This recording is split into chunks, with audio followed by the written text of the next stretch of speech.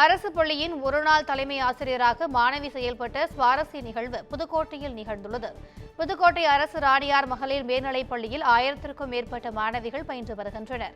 இந்த நிலையில் பள்ளி பருவத்திலேயே தலைமை பண்புகளை வளர்த்துக் கொள்ள வேண்டும் என்பதை எடுத்துக்காட்டும் விதமாக சிறப்பாக செயல்படும் மாணவிக்கு ஒருநாள் தலைமை ஆசிரியர் பணி வழங்கப்பட்டு வருகிறது.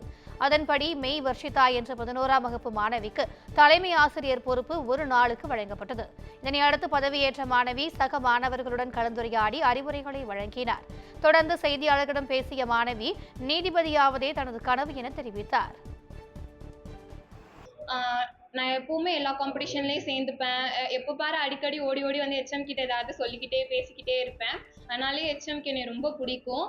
ஒரு தாட்டி இது மாதிரி வந்து பேசும்போது எங்கள் ஹெச்எம் கிட்ட சொன்னேன், மேம் எனக்கு ஜட்ஜ் ஆகணும்னு ஆசை, கண்டிப்பாக நான் ஜட்ஜ் ஆகி உங்களை மாதிரி ஒரு போஸ்டிங்கில் உட்காருவேன் அப்படின்னு நான் சொன்னப்போ மேம் வந்து அப்ரிஷியேட் பண்ணி எனக்கு வந்து பெண்ணெல்லாம் கொடுத்தாங்க.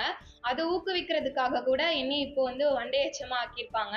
எனக்கு அதை நினைக்கும் போது ரொம்ப சந்தோஷமா இருக்கு. எங்கள் மேமை வந்து நான் பெருமைப்படுத்துறதுக்காகவே கண்டிப்பாக நான் வந்து நல்ல ஒரு போஸ்டிங்க்கு போய் உட்காந்து என்னோட ஹெச்எம் தமிழரசி மேம் கிட்ட தான் நான் படித்தேன்னு கண்டிப்பாக